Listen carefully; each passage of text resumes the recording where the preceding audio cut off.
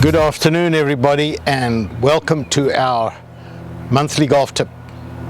This is Mel Soul at the Mel Soul Golf School, and today we're going to talk about a shot that a few months earlier I said you should stay away from, and that's the flop shot. So we have a lob shot, which I covered a couple of months ago, and now we have the flop shot. The flop shot more for the advanced golfer. If I'm playing to a flag and I don't have a lot of room to work with, and you're a higher handicap, I would say either play a regular pitch shot, and I know the ball's going to land and roll on past the flag, so a regular pitch shot would be like that, land and roll. So I'm going to leave myself about a 20 to 25 foot putt, but you got a putter in your hand for your next shot.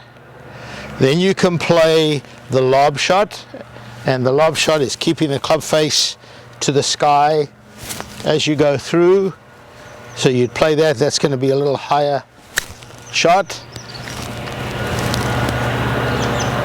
And that ball rolled out pretty much to where the other ball went. So if I want to try and stop this closer to the hole and I play the flop shot, there's a couple of things you've got to pay attention to.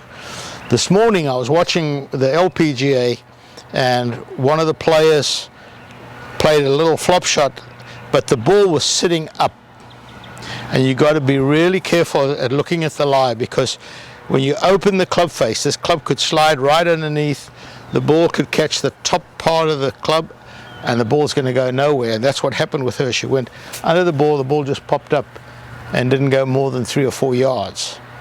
So you open the club face, stance nice and wide. So I'm going to stand this way to show you. I want this wide, and the reason I want it wide is I actually want to slow down my hip rotation. When you slow down the hip rotation, and I mentioned this in one of the other tips, the club head passes the hands. Well, when the club passes the hands, you're adding loft. And when we were talking about power, I said we need the body rotation to not allow the club head to pass the hands and not add loft. But here I want to add loft because I want height. So by standing wide, I'm going to allow the club head to pass my hands, and you can see the club face. It's going to be nice and wide open.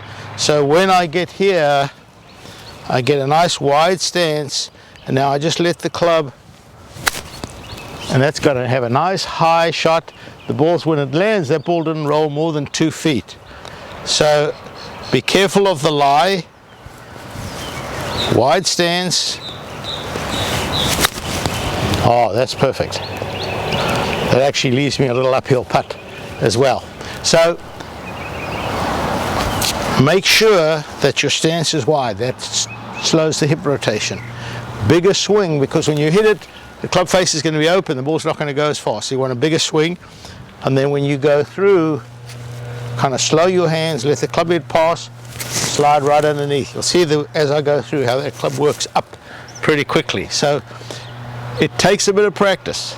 So my suggestion is get behind a bunker where you're forced to play the shot, practice it.